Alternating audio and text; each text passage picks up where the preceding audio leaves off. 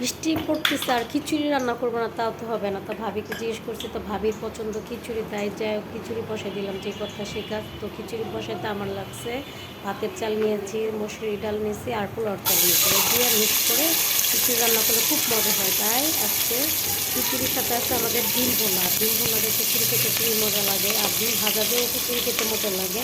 তো আমাদের মুরগি রান্না আছে, তো আমরা ভাবলাম যে না, ডিম ভোনা দিয়ে আর খিচুড়ি দিয়ে মজা লাগবে। আর খিচুড়িটা একটু ভুনা টাইপেরই করেছি। তো আমি কীভাবে রান্না করছি, খিচুড়িটা এত মজা হয়েছে বলার বাইরে। আর বৃষ্টি পড়বে আর খিচুড়ি রান্না করবো না, এটা তো হবে না। তো খিচুড়িটা কার কার পছন্দ কমেন্ট করে জানাবেন, আমাদের অনেক পছন্দ খিচুড়িটা। তাই খিচুড়ি রান্না শুরু করে দিলাম। আর এই যে বৃষ্টিও পড়তেছে আর খিচুড়ি রান্না করছে, এত মজা হয়েছে। সাথে আচার ছিল, কী যে স্বাদ ছিল আপনাদের তো বুঝাতে পারতাম না।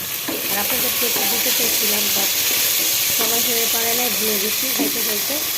তো আবার রান্না করলে আবার কি যখন করতে। তো আজকে পর্যন্ত শেষ করলাম। যদি রান্নাটা ভালো লাগে তো লাইক করতে ভুলবেন না। Bye bye.